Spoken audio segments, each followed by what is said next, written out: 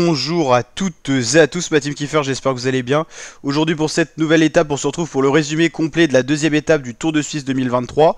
J'avoue qu'on le prend un petit peu en cours de route, on n'avait pas fait le résumé de l'étape 1 parce qu'on avait encore le Dauphiné à finir. Mais là, c'est parti pour les résumés du Tour de Suisse et les présentations d'étapes. Donc l'étape 2 du Tour de Suisse, on va regarder un petit peu le profil. Un profil pour les sprinteurs, 173,7 km, étape assez longue. Les horaires souvent des étapes du Tour de Suisse, pour vous sachiez un petit peu pour le résumé, ça part souvent le matin vers 11 h et ça arrive souvent le soir vers 16h30, 17h, voire même 17h10 si les coureurs vont pas très vite.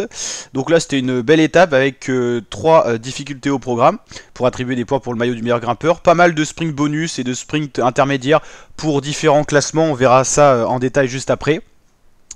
Et donc là on avait une échappée de 2 coureurs dans la journée, une échappée qui s'est fait vite reprendre par le peloton, qui était bien destiné pour aller vers un sprint massif. Donc les 2 coureurs qui étaient échappés se sont fait reprendre assez vite. Et là c'est un nouveau coureur qui attaque, un Movistar, c'est Aramburu qui attaque tout simplement. Et à l'arrière du peloton c'est plutôt relax. A noter qu'on a eu une grosse chute à 30 km de l'arrivée, une chute qui a impliqué pas mal de coureurs, mais apparemment tout le monde serait reparti. Quelques sprinters tels que Caden Groves et tout ça étaient dans la chute, mais ont pu réintégrer le peloton. Là ici on voit Peter Sagan qui fait partie des vainqueurs provisoires possibles pour la journée plutôt. Là on voit les Ineos qui roulent, les FDJ pour Arnaud Démare, Stefan Kung le maillot jaune qui roule cette fois pour Arnaud Démare après le contre-la-montre qu'il a remporté hier. Donc voilà, ça se prépare petit à petit pour le sprint. Là ça commence à être très tendu, la ligne d'arrivée elle est par là. Donc là, elle est là la ligne d'arrivée exactement. Donc là ça commence à se tendre dans le peloton, les poissons pilotes sont avec leurs sprinters. On a ici Brian Cocard pour la Cofidis, Arnaud Démare qui est là. Là on a le poisson pilote d'Arnaud Démare, Binyam Girmay qui est là, Caden Groves qui est ici. Donc voilà, tous les sprinters sont là, Aramburu également là pour la Movistar. Arnaud Démare est un petit peu enfermé, on va voir que ça va pas mal frotter. Il va pas réussir à passer, ça doit être Wout van Aert avec son maillot noir là qui porte le maillot noir de meilleur sprinter. Et Binyam Girmay va tout simplement être le plus fort, Arnaud va bien revenir. Mais victoire de Binyam Girmay dans ce sprint massif, franchement il m'a épaté, je le pensais pas aussi rapide que ça. Donc belle victoire du coureur érythréen de la Intermarché Circus, qui a également pas mal de poissons pilotes autour de lui. Il a été félicité par les autres coureurs du peloton, c'est des images qu'on aime voir, félicité par ses équipiers. Belle victoire sur ce sprint massif de Binyam Girmay, qui était peut-être pas le favori de la journée, mais qui a bien surpris. Binyam Girmay s'impose donc devant Arnaud Démare le français, devant Wout van Aert, donc c'était bien lui avec son maillot noir. Normalement il a un maillot jaune de la Jumbo-Visma, mais bon il porte le maillot de meilleur sprinter qui est noir sur ce Tour de Suisse.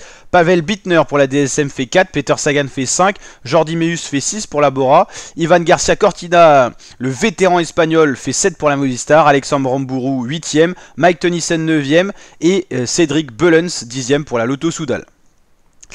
Pour le général, Stefan Kung reste maillot jaune devant Remco Evenepoel, le leader le mieux placé à 5 secondes du premier, Wout van Aert, Magnus Sheffield et puis voilà. Pas vraiment d'autres leaders à part Juan Ayuso qui est 10ème pour l'instant. Mais voilà, Remco Evenepoel est le leader le mieux placé. Lui qui était vraiment bien sur le Giro avant d'abandonner pour cause de Covid. Donc il va faire peut-être de ce Tour de Suisse un objectif pour très certainement enchaîner avec la Vuelta et normalement pas le Tour de France. On ne sait jamais avec Remco, à tout moment il pourrait changer d'avis, mais normalement non. Est-ce qu'on peut avoir le classement de l'étape? Voilà, pour un peu voir le classement plus complet. Étape 2, ouais non on a que ça. Ok, et classement général de tous les maillots. Stefan Kung maillot jaune, maillot du classement par points c'est Wout van Aert, cette fois qu'il le porte plus par procuration, mais bien parce qu'il a le plus de points. Hier en gros vu qu'il avait fait deuxième du contre-la-montre, il portait ce maillot juste pour ça. Grand Prix de la montagne c'est le Canadien Nicolas Zukowski qui était dans l'échappée aujourd'hui avec Michael Schär, voilà c'était les 2 coureurs échappés. Pour la Q36.5 pour Nicolas Zukowski, pour la AG2R Citroën Team Michael Schär, 2 équipes qui ont pas réellement de gros sprinters pour faire les sprints massifs. Le meilleur jeune c'est Remco Evenepoel tout simplement, et classement par équipe pour l'instant dominé par Soudal Quick-Step.